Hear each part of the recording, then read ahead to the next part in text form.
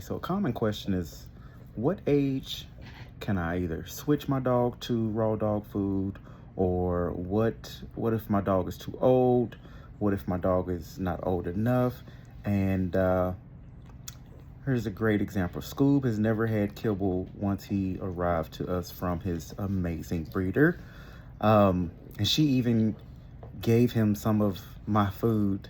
I shipped it to her and she gave him some, so that was awesome. That's why she's amazing. But so he's been on raw dog food since day one for the most part. And I've had great results with him. He is actually one of the Frenchies that he has a lot of issues that normal Frenchie parents will pay thousands and thousands and thousands of dollars. I realized that no allergies, that's not a real thing, but he has a smaller stomach, so we have to feed him smaller meals. That was really the gist of it. And he's not a fan of strawberries. He loves eating them, but his poop comes out and it's wild. So he doesn't get strawberries anymore, but that's it. Lots of testing. He is the Frenchie that I use for him, and the other one around here. She's doing something around here. But so whenever I give examples, this is my main tester right here. So this guy tests every single batch. And if it doesn't approve him, it doesn't get sent out because he's not sensitive. He's just weird.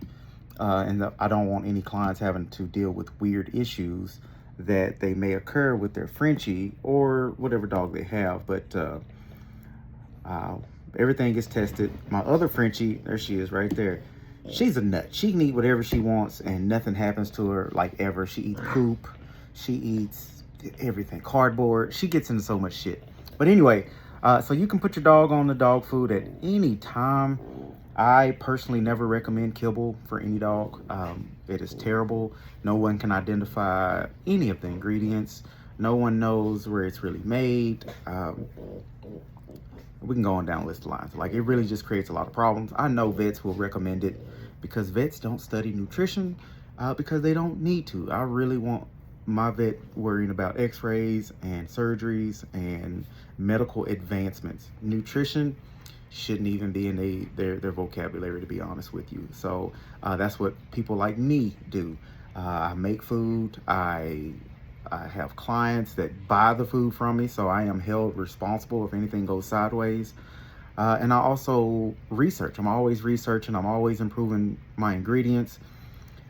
My clients, if they have any issues and say, hey, this batch that you sent over, the dog was being weird, so then we'll change it. I'll document all batches.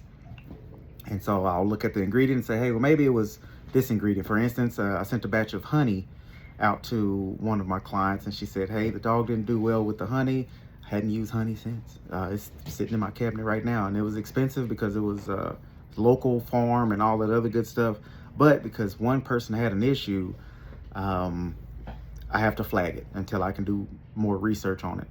And that's what I do. I want dogs to live long and happy because I'm also a pet care provider. So I get to see the other side of the world where a lot of people don't understand. Actually, recently I lost a Frenchie client.